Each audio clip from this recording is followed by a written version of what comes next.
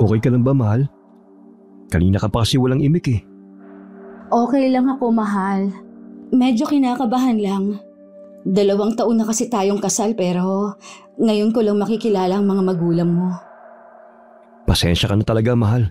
Kung hindi kita naipakilala kagad sa kanila. Napakalayo kasi talaga ng lugar namin sa probinsya eh. Tapos biglaan pa yung kasal natin. Kaya hindi na talaga sila nakapunta. Pero huwag ka na masyadong kabahan. Mabait naman ang mga magulang ko eh. Natatakot kasi ako sa mama mo. Para kasing hindi siya boto sa akin eh. Ni ayaw nga niya akong makausap kahit sa tawag lang. Ang baba siguro ng tingin niya sa akin dahil nagpabuntis ako agad kahit hindi pa tayo kasal noon. Hindi naman sa ganun. Laking probinsya kasi si mama. At saka asawa pa siya ng isang dating pastor. Kaya alam mo na, medyo conservative. Paano yan? Baka hindi kami magkasundo kapag magkasama na kami sa iisang bubong. Hindi naman mahirap pakisamahan si mama eh. Ako na rin ang nakikiusap ngayon pa lang. Hanggat kaya mo pa, pagpasensya mo na lang muna siya. Kaya ko namang magpasensya sa abot ng makakaya ko. Pero tingin mo, matatanggap ako ng mama mo? Oo naman. Karapat dapat ka maging katuwang sa buhay. Ikaw pa. Ano ba bang hahanapin sa'yo? Bukod sa maganda at mabait na, napakasipag at maalaga pa. Tapos, masarap pa magluto. Doon pa lang panalo na ako. Ano pa bang dapat kong hilingin? Sus, nambola ka pa. Ay, salamat, mahal ha. Pinalalakas mo ang loob ko. Pero may pagkukulang din ako. 2 beses na kitang binigo. Natahimik kami nang maalala ang mga trahedyang pinagdaanan namin sa maikling panahon na mag-asawa kami. Mabilis ang mga pangyayari sa pagitan namin ni Nestor. Ilang buwan pa lamang kaming magkarelasyon nang malaman kong buntis na ako. Pumayag akong maikasal kami sa West para sa kinabukasan na magiging anak namin. Walang mapaglagyan ang saya ko dahil pagkatapos ng mahabang panahon na pangungulila sa pagmamahal, magkakaroon na rin ako ng sarili kong pamilya. Pero naging mapagbiro ang kapalaran sa amin. 3 buwan lamang pagkatapos naming maikasala, nawala ang batang dinadala ko. Labis akong nagdalamhati. Walang araw na hindi basa ng luha ang mga mata ko. Kung kailan naman malalampasan na namin ang sakit ng pagkawala ng una naming anak, saka pa yun mauulit muli. Sa ikalawang pagkakataon naranasan kong muli ang mawala ng anak. Naging mas maselan pa ang sitwasyon ko dahil sa sobra kong dinugo. Pagkatapos maoperahan naratay pa ako ng matagal sa ospital. Nauubos ang kakarampot naming ipon sa pagbabayad ng bills. Nalaman ko pa sa mga doktor na mas mahihirapan ako magbuntis ulit dahil sa naging pinsala sa matris ko. Para akong pinagsukluban ng langit at lupa. Nawalan ako ng tiwala sa sarili dahil pakiramdam ko malaking kasiraan sa pagkababae ko na hindi ko mabibigyan ng anak ang asawa ko. Natakot akong maging dahilan pa ito ng hiwalayan namin. Kaya naging mapagpaubaya ako sa mga kagustuhan ni Nestor. Pumayag kaagad ako kahit marami akong agam-agam sa desisyon niyang umuwi kami sa probinsya nila para makipisan kami sa mga magulang niya. May planong Diyos para sa atin. Hindi niya tayo pababayaan. Gamitin natin ang pagkakataong ito para iwan ang masasakit na alaala natin sa Maynila. Magsisimula tayong muli. Tama ka, mahal. Pagkakataon na nga natin to para sa isang panibagong buhay. May tiwala ako sa nasa itaas. Masusuklian din ang lahat ng paghihirap natin balang araw. Ganyan nga, mahal. Hindi tayo dapat mawalan ng pag-asa. Okay lang ba talaga na makitira muna tayo sa mga magulang mo? Wala ba silang masasabi? Paano naman yung mga kapatid mo? Baka naman masilip pa nila yun sa atin at maging dahilan pa ng hindi nyo pagkakasundo. May kanya-kanya na ring buhay ang mga kapatid ko. At saka, kay mama naman ang galing yung alok na tumira tayo kasama sila. Matagal na talaga niya akong pinipilit na umuwi tayo. Hindi lang ako pumapayag. Kasi maayos naman ang buhay natin sa Maynila dati. Hindi na sana tayo magkakaganito kung hindi ako na ospital ng matagal. Nasayang lang ang lahat ng pinaghirapan natin ng dahil sa akin. Huwag mo nang sisihin ang sarili mo. Pansamantala lang naman ang pakikitira natin kina mama eh. Hanggang sa makaipon lang tayo ng sapat na halaga para makabili ng lupa at makapagpatayo tayo ng sarili nating bahay. At saka, mas madaling bubuti ang kalusugan mo rito sa probinsya kaysa sa Maynila. Mas tahimik kasi rito at wala masyadong polusyon, kaya gagaling ka kagad. Ay, salamat, mahal. Salamat at nandyan ka pa rin at hindi ako iniiwan. Nestor, ikaw na lang talaga ang itinuturing kong pamilya. Hindi ko alam ang gagawin ko kung mawawala ka pa. Hindi kita iiwan, Elisa. Mag-asawa tayo, kaya dapat lang na nakaagapay tayo sa isa't isa, sa hirap man o sa ginhawa. Pasasangba't matatapos din ang mga pagsubok sa buhay natin. Sa isang maliit na baryo sa labas ng bayan nakatira ang mga biyenan ko. Wala masyadong dumadaang sasakyan sa lugar, kaya namamayani ang katahimikan. Pagkababa ng tricycle sa bukana ng baryo, sandali pa kami naglakad bago natanaw ang bahay ng mga biyenan ko. Naabutan pa namin ang 3 may edad ng mga lalaki na masinsinang nag-uusap sa labas ng kawayan na bakod. Lahat sila'y napaangat ng tingin sa pagdating namin. Dala ng pagkasabik, sa labas pa lamang itinatawag na ni Nestor ang mga magulang niya. Tatay pala ni Nestor ang isa sa may edad ng lalaki sa labas ng bahay. Umaliwala sa mukha nito nang makita ang asawa ko. Nagyakapan ng mag-ama, pero agad din naman silang naghiwalay. Tahimik lamang akong nakasunod. Hindi ko maiwasang mailanga dahil sa amin nakatunang atensyon ng mga kasama ng biyenan ko. Mababakas sa kanilang mga mata ang kuryosidad. Mabuti na lamang at pinauna muna kami ng biyenan ko sa loob. Hindi namin napansin ni Nestor ang palitan nila ng mga makahulugang tingin. Agad namang sinalubong ng yakap si Nestor ng kanyang ina. Nestor? Nestor, ikaw nga anak! Ang tagal mong hindi umuwi. Hindi mo ba alam kung gaano kami nag-aalala para sa'yo? Kung alam niyo lang ma, hindi po kayo nawawala sa isip ko. Miss na miss ko na po kayo ni Papa, pati na yung mga kapatid ko, at yung mga malilikot kong pamangkin. Siguradong matutuwa sila sa mga pasulubog na dala namin para sa kanila. Ay nako anak, bakit naman kasi ngayon mo lang naisipang bumalik rito sa atin eh? Ang tagal-tagal na kitang pinapauwi. Hindi mo ba alam kung gaano mo ko binigla nung malaman ko nag-asawa ka na pala? Patawarin niyo na po ako ma. Bigla lang naman po talaga ang mga nangyari. Kaya wala na po kaming pagkakataong abisuhan kayo. Naging abala rin po ako sa trabaho. Tapos ilang beses pong na-ospital si Elisa. Di ba nasabi ko naman ang lahat ng mga nangyari nung huling tawag ko sa inyo? Di bali na, ang mahalaga ay nakauwi ka na ulit. Ang babaeng yan ba ang asawa mo? Kumusta po kayo, Ma? Ako po si Elisa. Masaya po ako at nakilala ko na rin po kayo sa wakas. Lagi po kayong kinukwento sa akin ni Nestor. Sa dinami-dami ng mga babae nagkakagusto sa anak ko eh. Hindi ko akalaing isang katulad mo lang ang mapapangasawa niya. Ngayon pa lang sinasabi ko na, hindi talaga kita gusto para kay Nestor. Naman. Bakit hindi niyo po muna subukang kilalanin si Elisa bago niyo po siya husgahan kaagad? Mabuti po siyang babae. Sigurado magugustuhan niyo po siya. Paano ko siya magugustuhan kung ngayon pa lang nakikita ko nang hindi kayo magiging masaya? Hindi ka nga niya mabigyan ng anak eh. Dapat ngayon pa lang hiwalayan mo na yan. Mag-asawa ka na lang ulit. Mahal ko po si Elisa. Mag-asawa na po kami sa harap ng batas at sa mata ng Diyos. Walang sino man ang basta-basta makakapaghiwalay sa amin. At saka may pag-asa pa naman na gumaling siya.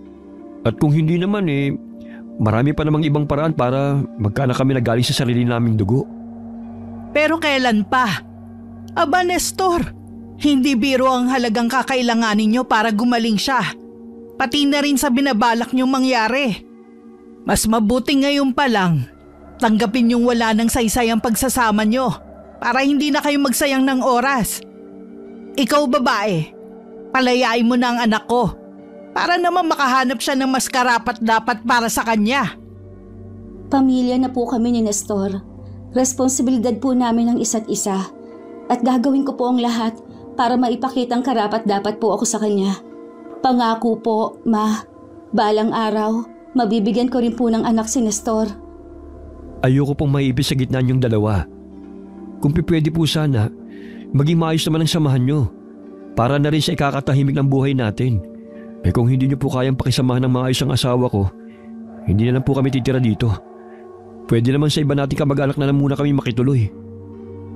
Ano na lang ang sasabihin nila? Na napakasama kong biyanan?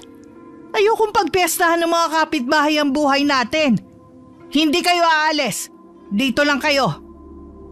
Sige, Nestor. Pakikisamahan ko ang asawa mo. May alam ba yan sa gawaing bahay? Abay mukhang maarte at maselan. Matanda na ako, Nestor. Hindi ko na kayo kayang pagsilbihan. Hindi niyo naman po kailangan gawin yan, Ma. At saka maaasahan po si Elisa. Tutulungan niya po kayo. Ituring niyo na po siyang parang isa sa mga anak niyong babae. Tama po si Nestor, Ma. Tutulungan ko po kayong maglinis at mag-asikaso rito sa bahay. Hayaan niyong kami naman po ni Nestor ang magsilbi sa inyo. Nako, napakasarap po magluto ng asawa ko. Sigurado magugustuhan niyo po kahit anong putahing ihanda niya. Tsaka, tiyak mapaparaming kain niyo. Masarap nga ba talaga? Bakit sa itsura mo parang hindi ka pinapakain ng tama? Ang payat mo na, anak. Ma, hindi niyo ba nakikita itong nakaumbok kong tiyan? Pumayat pa talaga ako sa lagay nito, ha? Tahimik ko lang na pinanood ang lambingan ng mag-ina. Ramdam ko pa rin ang pagkadisgusto ng ina ni Nestor sa akin. Nakakaramdam ako ng panliliit sa sarili sa tuwing nagagawi sa akin ang mga pairap nitong sulyap. Nasasaktan pa rin ako. Kahit na sa simula pa lang ay alam ko nang ayaw nito sa akin. Hindi ko alam kung paano ko ilulugar ang sarili ko. Sa isang banda, hindi ko rin maiwasang mainggit kay Nestor dahil sa pagiging malapit niya sa ina. Ni minsan kasi hindi ko naranasan yon. Bata pa lamang ako nang mamatay ang nanay ko sa komplikasyon sa panganganak. Kasama niyang nawala ang dapat sana'y nakababata kong kapatid na lalaki. Mabilis namang nakapag-asawa ulit ang tatay ko. Nagkaroon sila ng 3 anak ng kanyang bagong asawa. Buong kabataan ko, pakiramdam ko yung pagiging taga-alaga ng bata at katulong sa bahay lamang ang tanging naging papel ko sa buhay nila. Hindi ko kasi naramdaman na miyembro rin ako ng kanilang pamilya. Hindi naman nila ako sinasaktan o minamaltrato. Pero dahil sa madalas nila akong itrato na parang sampid lamang sa kanila, naging uhaw ako sa atensyon at pagmamahal ng isang pamilya. Bahagya akong napapitlaga nang maramdaman kong marahang tapik sa balikat ko. Paglingon ko, nasa tabi ko na pala ang binan kong lalaki.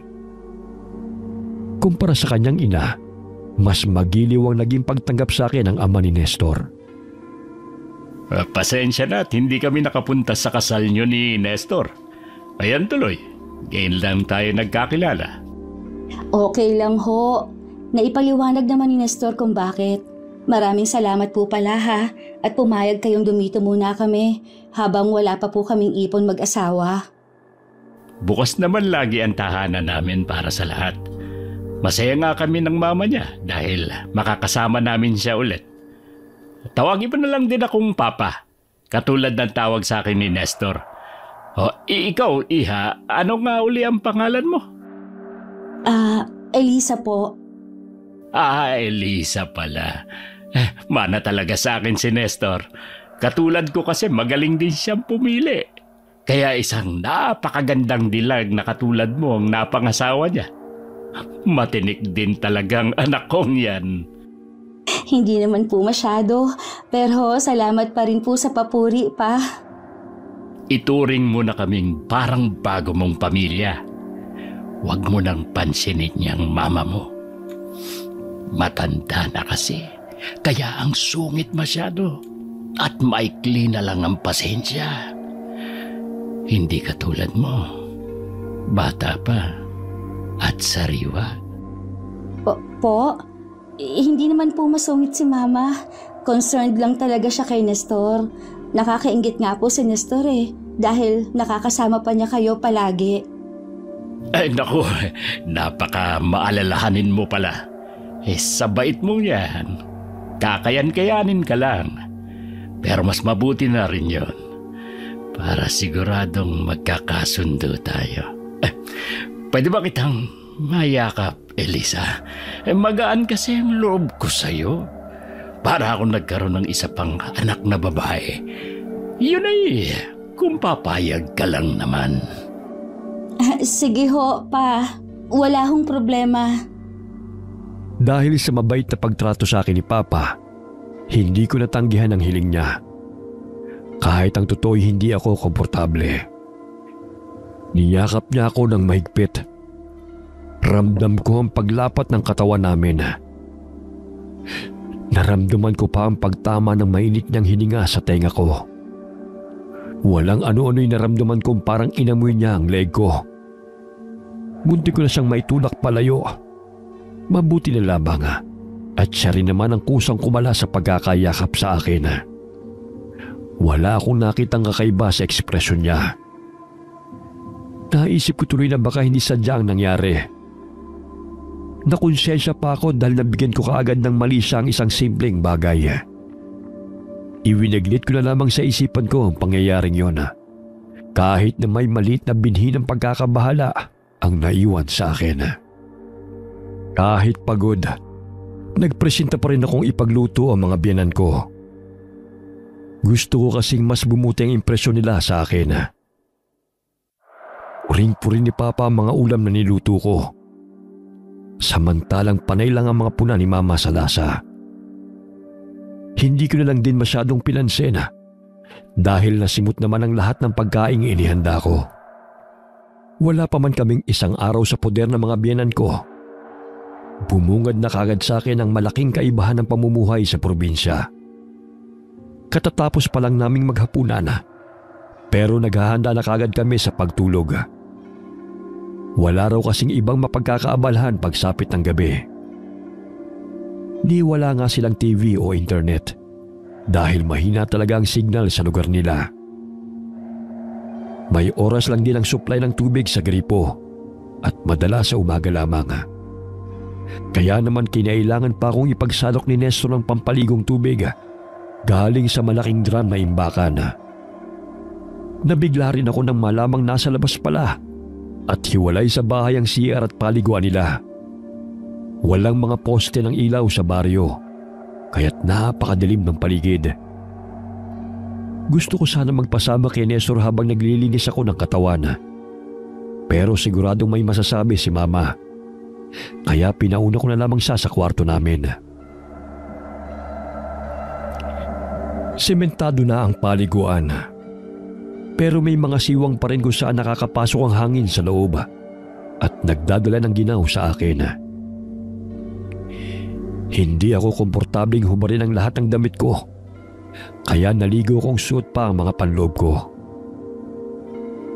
Habang nagsasabon ng katawan, bigla ko na lamang naramdaman na may nanonood sa akin. Parang may mga matang hinahagod ng tingin ang kabuuan ko. Nagtayuan ang mga balahibo ko sa batok. Kinakabahan akong tumawag sa labas habang nakayakap sa sarili. May tao ba dyan? Nestor? Ikaw ba yan, mahal? Wala namang tao. Guni-guni ko lang ba na parang may nag-oobserba sa akin? Pero hanggang ngayon, kinikilabutan pa rin ako eh. Ilang beses pa akong tumawag sa labas, pero katahimikan lamang ang sagot sa akin. Tanging mga huni ng mga insektong panggabi at ilang kakaibang hayop lang ang narinig ko. Nagmamadali ko na lamang tinapos ang pagligo at kaagad na nagbihis. Lakad takbo ang ginawa ko papasok sa bahay. Napatayo si Nestor sa higaan dahil sa gulat nang makita niyang humahangos ako. Oh, mahal, bakit ganyan itsura mo? Ano nangyari? Tulog na ba ang mga magulang mo? Kanina pa sila sa kwarto nila. Baka nga tulog na eh. Bakit? Ano ba talaga nangyari?